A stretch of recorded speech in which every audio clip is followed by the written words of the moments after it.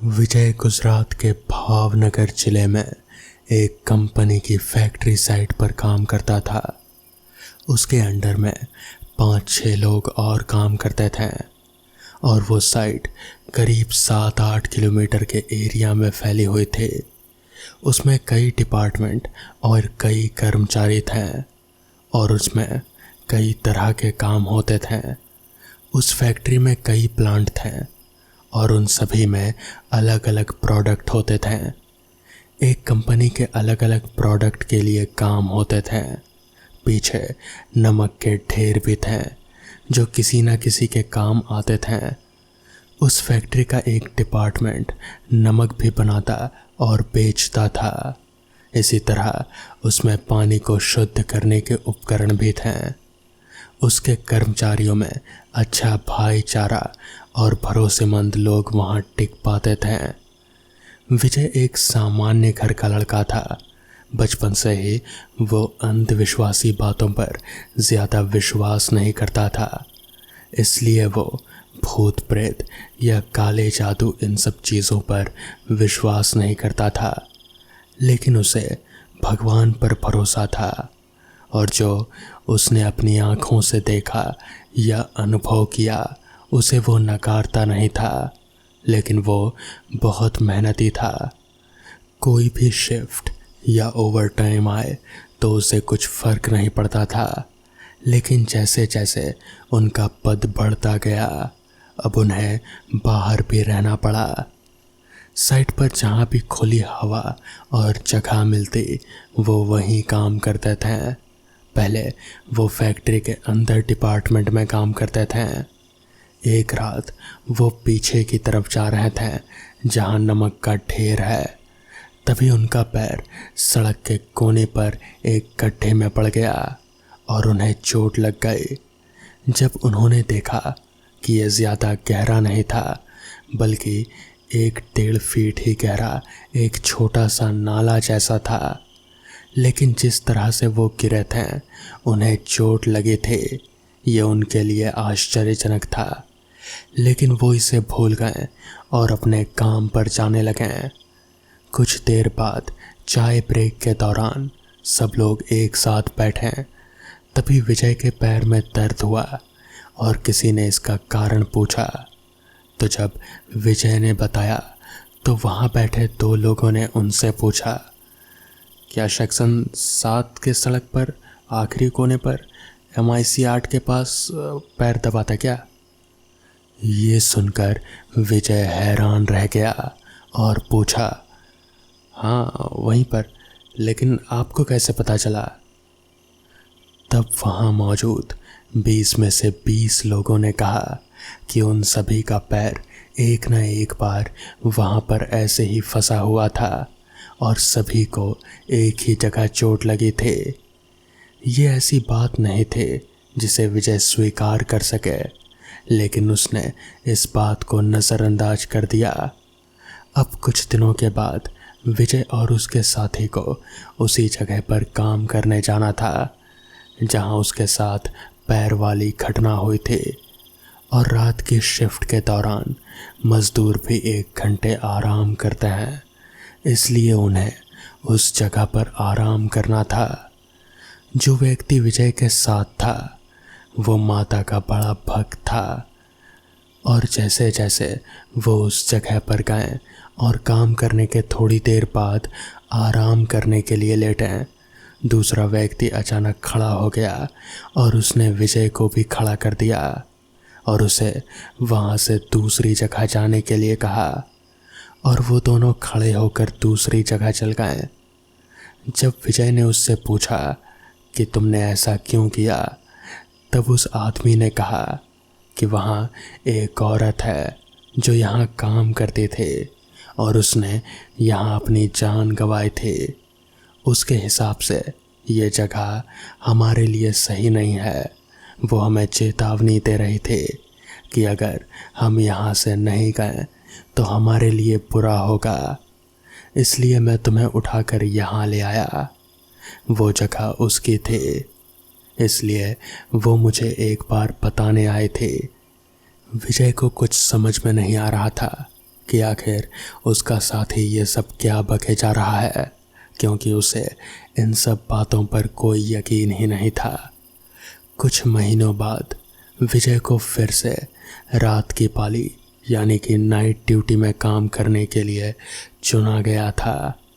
इस बार कारखाने के अंदर काम करना था और केवल नीचे की मंजिल पर ही काम हो रहा था और पहली मंजिल पर काम हो रहा था।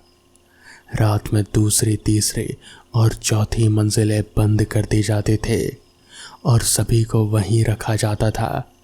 वहाँ अंधेरा था और किसी ने विजय को कुछ सामान लाने के लिए चौथी मंजिल पर भेजा था और वो जब ऊपर गया तो वहाँ बिल्कुल अंधेरा था, वहाँ कोई नहीं था और कंपनी ने एक गार्ड रखा हुआ था ताकि कोई भी बाहर से फैक्ट्री में ना आ सके और बिना आईडी कार्ड के कोई एंट्री नहीं थी।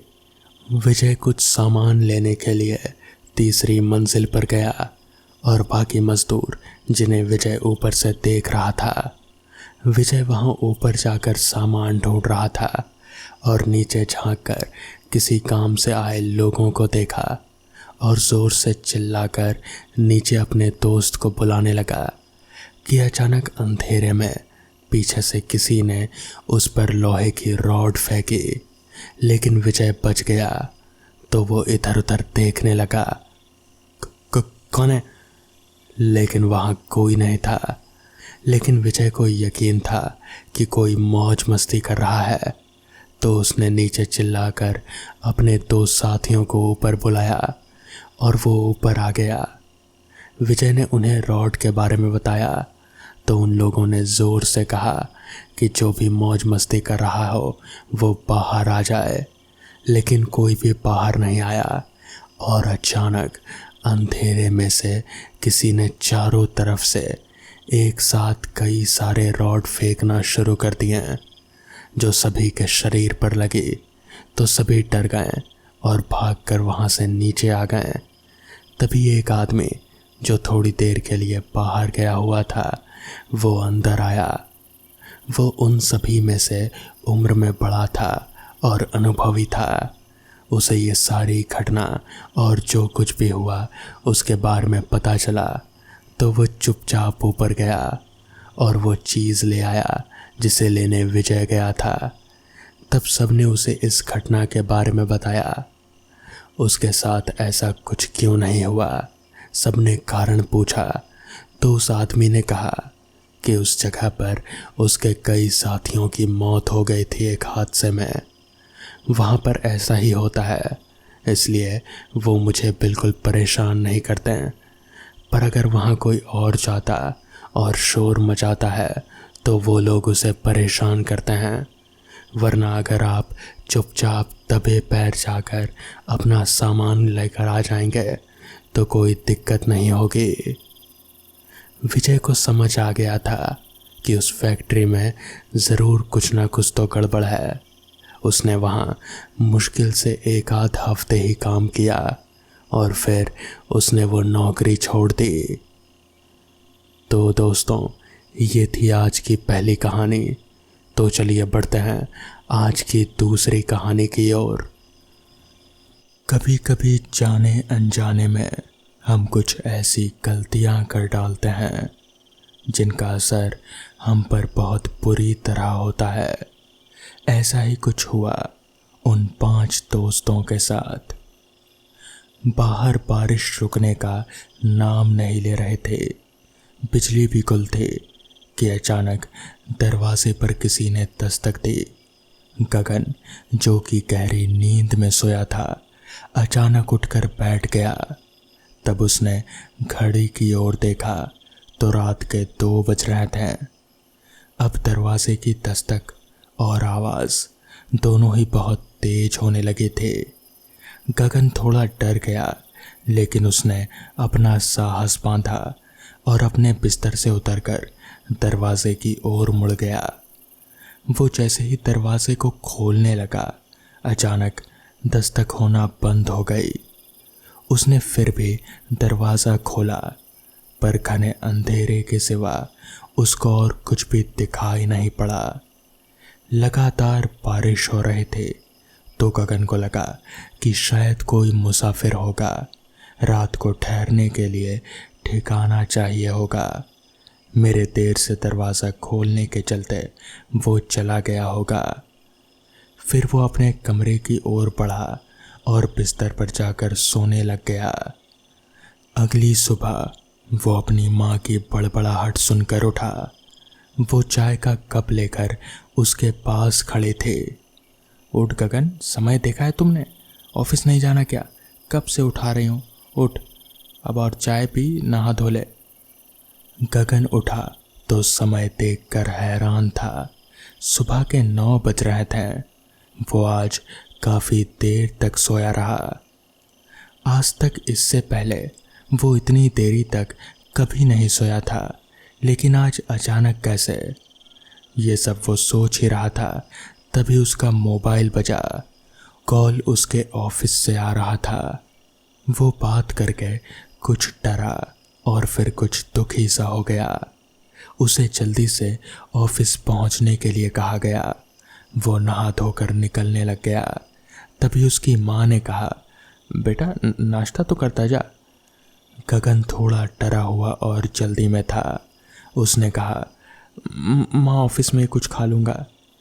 उसकी माँ भी हैरान थे, क्योंकि गगन कभी भी नाश्ता किए बिना घर से नहीं निकलता था।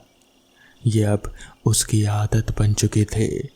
खैर, गगन ने अपनी कार स्टार्ट की और ऑफिस की ओर चल दिया। ऑफिस पहुंचते ही उसे उसका दोस्त रेहान मिला। वो बहुत ही दुखी और उदास दिख रहा था। गगन ने कुछ पूछना चाहा, लेकिन पूछ नहीं पाया। ऑफिस का दरवाज़ा खोलते ही उसे सुनने के लिए मिला कि मदन अब इस दुनिया में नहीं रहा।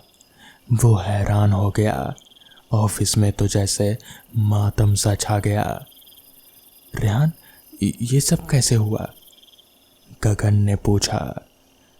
पता नहीं यार, कुछ समझ नहीं आ रहा कि माजरा क्या है। मदन तो ठीक था, उसे तो कुछ भी नहीं हुआ था, ना ही कोई ऐसी बीमारी थी और ना ही कुछ और। तो फिर ये सब कैसे हुआ? तो रेहान के पीछे से आते हुए कौशल ने कहा, मैंने सुना है कि ये सब एक चुड़ैल का किया धरा है। तभी रेहान और गगन उसकी बातों पर हंसने लगे और बोलने लगे, ये चुड़ैल भूत प्रेत कुछ नहीं होता। लेकिन कौशल उनको समझाने लगा कि ये सब उसी का करा धरा है, लेकिन रेहान और गगन उसकी बातों को मान ही नहीं रहे थे। तभी गगन ने पूछा, सैन कहीं दिखाई नहीं दे रहा? तभी उसकी बात को बीच में काट कर ही कौशल बोला, 1 हफ्ते की छुट्टी पर है। तो इस पर रेहान बोला, मैंने उसे फ़ोन लगाकर मदन के बारे में बताना चाहा, लेकिन उसका फ़ोन लगातार बंद आ रहा था। मदन उन लोगों का कितना अच्छा दोस्त था, सभी लोग यही सोच रहे थे। रेहान, कौशल, मदन, सयन और गगन 5 एक ही कॉलेज में पढ़ते थे। मदन नहीं रहा। ये सब सुनकर उनके पैरों के नीचे की जैसे ज़मीन ही खिसक गई। पांचों में कितना प्रेम था, इसलिए कॉलेज के बाद पांचों ने एक ही कंपनी में नौकरी की, लेकिन आज वो 4 ही रह गए थे। तीनों इस बात से दुखी थे, पर और किया भी क्या जा सकता था? क्या सच में ये सब चुड़ैल का किया धरा था? गगन, उसके दिमाग में बस यही चल रहा था। कुछ दिनों के बाद सयन की लाश एक होटल से बरामद हुई। अब बस वो तीनों ही बचे थे। तीनों ही बहुत दुखी थे। उन 5 में से अब सिर्फ 3 जिंदा थे। तीनों ने मिलकर सयन की चिता जलाई, क्योंकि सयन के आगे पीछे कोई नहीं था। उस वक्त तीनों का रो रो कर बुरा हाल था। कॉलेज में ही वो अपने चारों दोस्तों से मिला था। बचपन में ही भगवान ने उसके माता पिता को उससे छीन लिया था। अनाथ आश्रम में पला बड़ा। खुद के खर्च के लिए रोज सुबह लोगों के घर अखबार डालने जाया करता। हमेशा क्लास में अच्छे नंबर से पास होता। फिर उसे बहुत मशक्क़त के बाद इस कॉलेज में एडमिशन मिला था। फिर वहीं से उन पांचों की दोस्ती शुरू हुई, लेकिन उन पांचों में बस अब 3 ही बचे थे। गगन उन पांचों में सबसे होशियार था और हिम्मती भी था। उसने ठान लिया कि उसके दोनों दोस्तों के साथ क्या हुआ इस बात का पता वो लगा कर ही रहेगा। उसे अब चिंता हो रहे थे। वो इस बात की तह तक कैसे जाए, वो बस यही सोच रहा था। वो तीनों शमशान से वापस आकर अपने अपने घरों की ओर चल दिए। गगन ने कौशल और रेहान को चौकन्ना रहने की हिदायत दी और घर आ गया। घर आते ही वो अपनी माँ के गले लगकर रोने लग गया। माँ ने उसको सहलाया और चुप कराने की कोशिश करी, मगर गगन जैसे टूट सा गया था। उधर कौशल और रेहान का भी यही हाल था। दोनों के परिवार वाले उन दोनों का साहस बढ़ा रहे थे। शाम से रात हुआ आई थी। रेहान सोया था। अचानक वो उठकर बैठ गया। पसीने से थर थर कांप रहा था। इतना भयानक सपना उसने आज तक नहीं देखा था। उसने देखा कि कौशल जंगलों में पागलों की तरह दौड़ रहा है और बचाओ बचाओ चिल्लाए जा रहा है, और एक भयानक चुड़ैल उसके पीछे थी। खुले बाल, लंबे नाखून, कपड़े खून से सने हुए, और वो जोर जोर से हंसे जा रहे थे और ये कहे जा रहे थे कि किसी को भी नहीं छोड़ेगी। बार बार बस यही चिल्लाए जा रहे थे। उसने कौशल को उठाया और उसे गले से पकड़ लिया। उसके नाखून कौशल के गले में धंस गए। खून के फव्वारे बह निकले। कौशल के प्राण उसकी आंखों में अटक गए और उसने कौशल की गर्दन उसके धड़ से अलग कर दी। बहुत ही भयानक नज़ारा था वो। यही सब देखकर रेहान की नींद खुल गई। उसने वक्त देखा तो रात के 2 बज रहे थे।